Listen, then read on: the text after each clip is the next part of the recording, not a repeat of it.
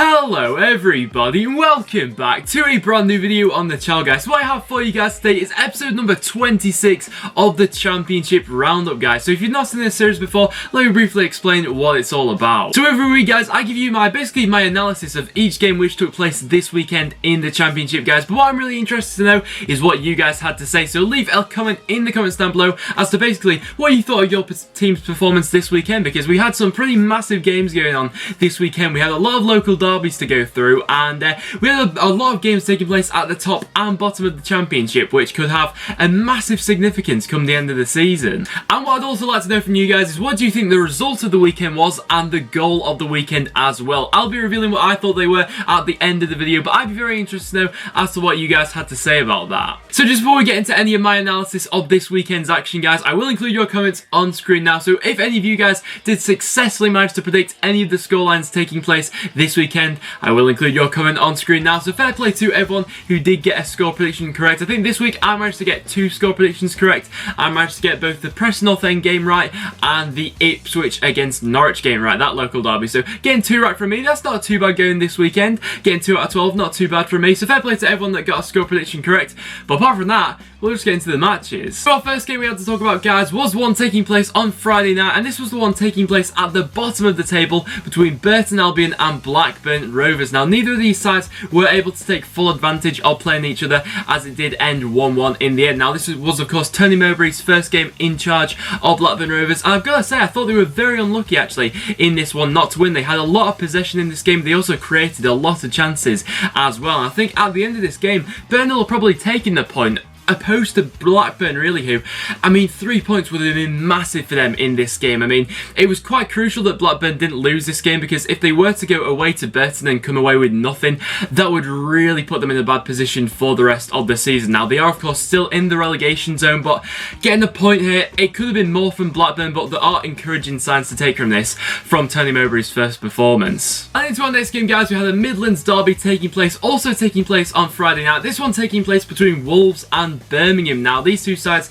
coming up against each other, definitely two sides this season, in my opinion, who are both underachieved. And when I'm looking at the table, you know, I wouldn't say that Wolves are completely safe from relegation either. Looking at their current run of the fixtures they've got going and the amount of points they've got on the board at this point in time, and this performance from Wolves, it was just atrocious at times. Birmingham managed to come away with the 2-1 victory, and it was deserved from them, to be completely honest. You know, going into this game, I was backing a Wolves victory, because having watched Birmingham recently come up against Preston, some of the football they've been playing this season has been awful under Zola, but honestly, they completely turned that around. Wolves in this game just looked shoddy in every area of the pitch. They looked like they were lacking confidence and belief in their game, and just a basic ability at times as well. So it really was a shocking one from Wolves' performance, and Birmingham just absolutely capitalised on that. I mean, even the red card that Birmingham got to Robinson in the second half didn't really seem to have too much of an effect on the game. I know Wolves did get a goal back with Dicko, but overall, Wolves very poor, and Birmingham getting a much needed victory. And then for our next game, guys, we had Leeds United, who came up against Sheffield Wednesday. Now, another local derby taking place,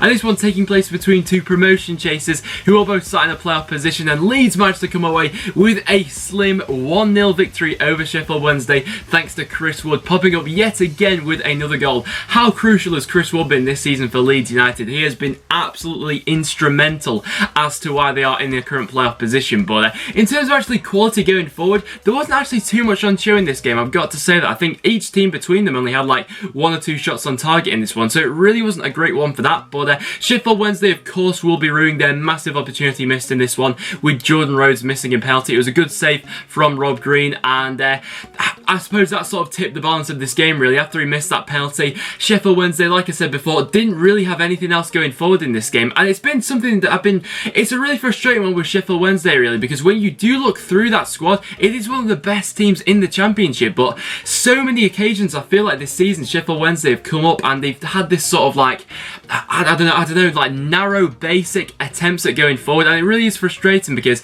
will Sheffield Wednesday miss out on the playoffs? Let me know down below, because there are a couple of teams who are chasing them down now. For our next game, guys, we had Aston Villa, who came up against Derby County, and Aston Villa have finally managed to get a victory after this awful run of form that they've been going under lately. And Aston Villa managed to walk away with the 1-0 victory in the end, thanks to a goal from Chester in the first half. Now, I've got to say, first of all, this was not a great game to watch, and you know, from watching some of the highlights, it definitely wasn't the game of the weekend, but a massive 3 points for Aston Villa nevertheless. I mean, you know, going into this game, I saw quite a few people talking about Aston Villa potentially to be going down, you know, at the end of the season, and when I looked at it, I couldn't believe actually how close Aston Villa have actually fallen towards the relegation zone, and to be actually dragged into that relegation battle. But with 3 points over Derby County here, that has lifted them comfortably above that for the time being. But in terms of a performance, it wasn't brilliant from Aston Villa, and coming up against Derby County, Derby fans, do you think that that's now it for this season? I mean, there were still some slim hopes of the playoffs, and with Sheffield Wednesday losing this weekend,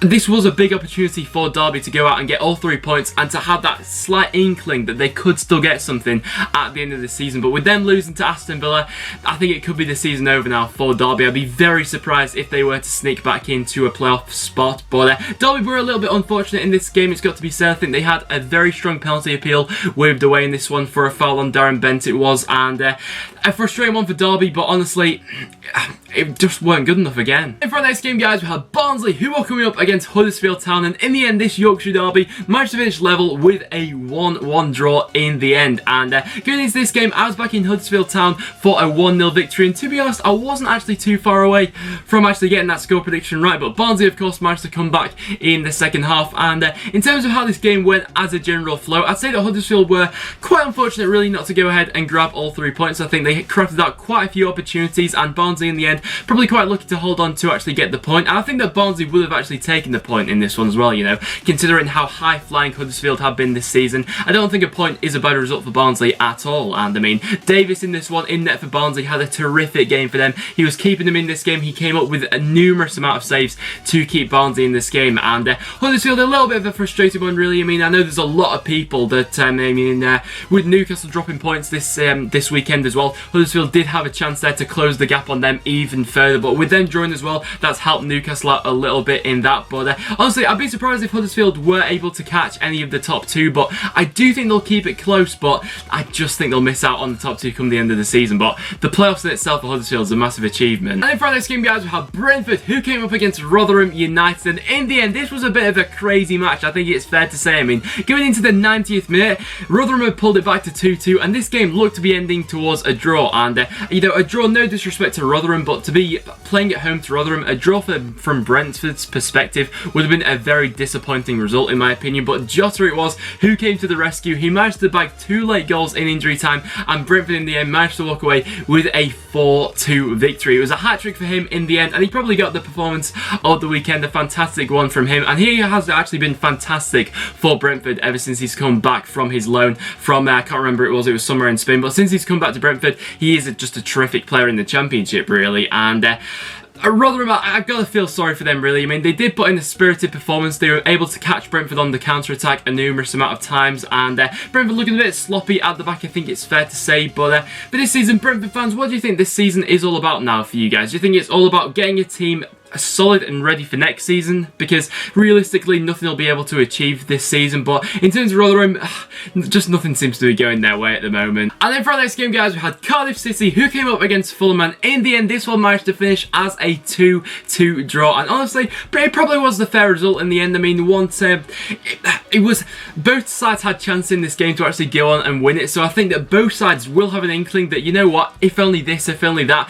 both of them could have actually gone on to go ahead and grab all 3 points. And I think from Fulham's perspective, 3 points in this game could have been absolutely huge for their season. I mean, with Sheffield Wednesday losing this weekend, 3 points for Fulham against a tough side like Cardiff would have been massive for them with actually closing the gap. And Fulham's next opponent is actually Preston North End, and Preston currently sitting near the playoffs as well as Fulham. That game will now be massive towards the end of the season. But Cardiff are actually continuing their impressive form in 2017. You know, getting the point against Fulham is no easy feat. So once again, either side could have won it, it, but a point's probably fair in the end. And into our next game, guys, we have Newcastle United, who came up against Bristol City, and in the end, this one managed to finish 2-2. And honestly, I don't really know how to feel about this game, to be completely honest. At half-time, Bristol City were playing some fantastic football in the first half. They managed to take the game to Newcastle, who were looking very shaky in the first half, I think it's fair to say. And Bristol City actually went ahead and got a 2-0 lead going into half-time. And in the second half, they couldn't hold on to it. So Bristol City fans,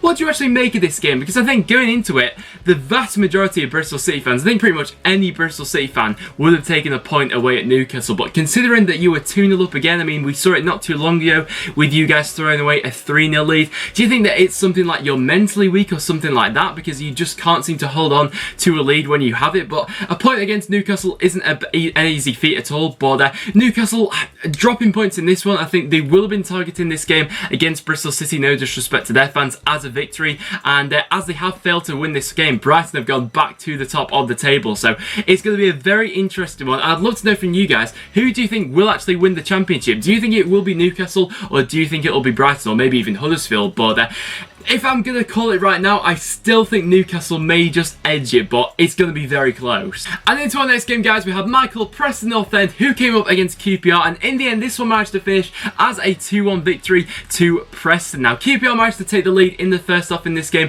thanks to a nice little flick from Loire after a bit of sloppy defending from Preston North End, I think it's fair to say. But McGeady brought the game level at half-time at 1-1 with a fantastic goal. If you've not seen this McGeady goal, make sure you go check it out. It was another absolute peach of a finish. But in terms of this game, I thought in the first half Preston were very poor. In the first half, Preston were playing a 3-5-2 formation, and it just wasn't working for Preston. So fair play to Simon Grayson, who in the second half switched it back to a 4-4-2 formation, which is what we've been so successful with really in recent months. And that changed to 4-4-2.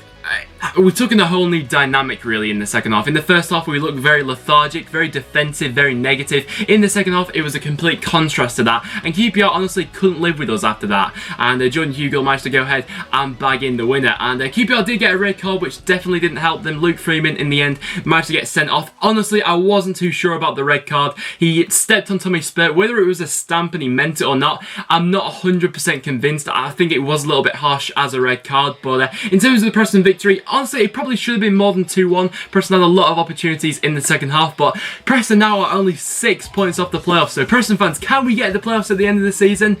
Who knows? And then for our next game, guys, we have Wigan Athletic, who came up against Nottingham Forest, and once again a massive game taking place at the bottom of the table, and this one managed to finish as a goalless draw. Wigan's successful 0-0 draw now that they've had going on, and a little bit of a disappointing one really. I think this was a massive opportunity actually for Wigan to go ahead and grab all 3 points in this one. Coming up against this Nottingham Forest side, who I think have had quite a lot of frailties in defence. Wigan this season haven't been great going forward, so you'd expect if they're going to get goals against anyone, no disrespect to Nottingham Forest of course, but I was expecting quite a few goals in this one actually, but that was not the case. And in the end, Wigan actually didn't have a shot on target, which worrying signs really. If you're not getting shots on target in games like this against fellow sides at the bottom of the table, it is a worrying one come the end of the season, and in the end the 0-0 draw was probably justified. For our next game, guys, we have Brighton, who came up against Reading, and in the end Brighton managed to walk away with a 3-0 victory over Reading. What a performance this was from Brighton in the end. I mean,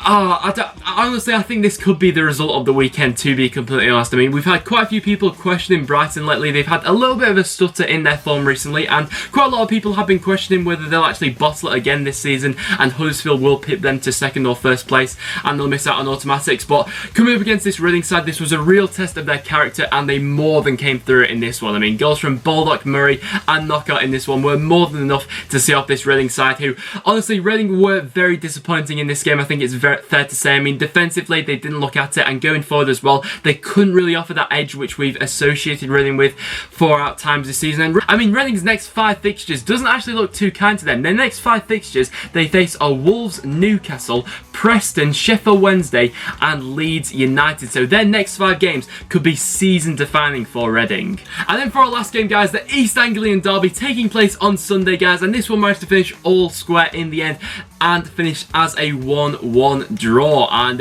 it's a bit of a funny one really. I don't really know what angle to actually approach this one at, because honestly I think Norwich probably should have won this game. Going off some of the opportunities that Norwich had in this game, I thought that they probably could have won this game, but all credit goes to Bilkowski, you know, with him managed to pull off a lot of saves for Ipswich and actually keeping the score down. But on the opposite flip side of that, Ipswich probably should have had a penalty in this game for a foul on David McGoldrick in the first half. So it's a really funny one. In the end, it managed to finish 1-1. So Norwich fans, are you still holding on to that slim bit of hope that you could get the playoffs at the end of the season? And Ipswich's impressive unbeaten run has continued for this one, and it was a bit of a lively affair. I think that's fair to say. And there you have it, guys. There were all the fixtures that took place this weekend in the Championship, guys. So like I said at the start of the video, I'd love to know what your guys' opinions were with all the action going on this weekend. So make sure you do leave a comment in the comments down below as to what you thought of all this week's action, guys. So now, in terms of my result of the weekend, there are a couple of great results taking place this weekend, but the one I'm actually going to give it to,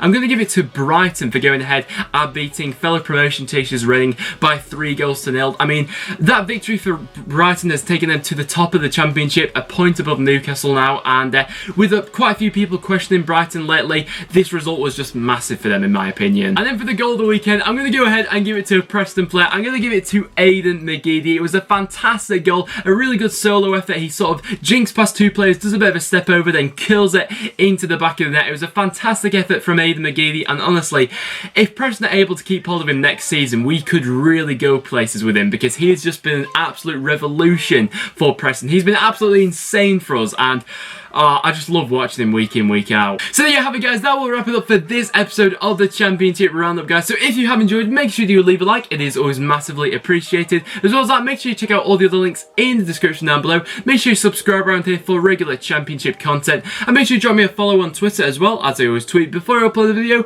Therefore, you'll never miss a video ever again, guys. But apart from that, thank you so much for watching, and I'll see you all in the next one.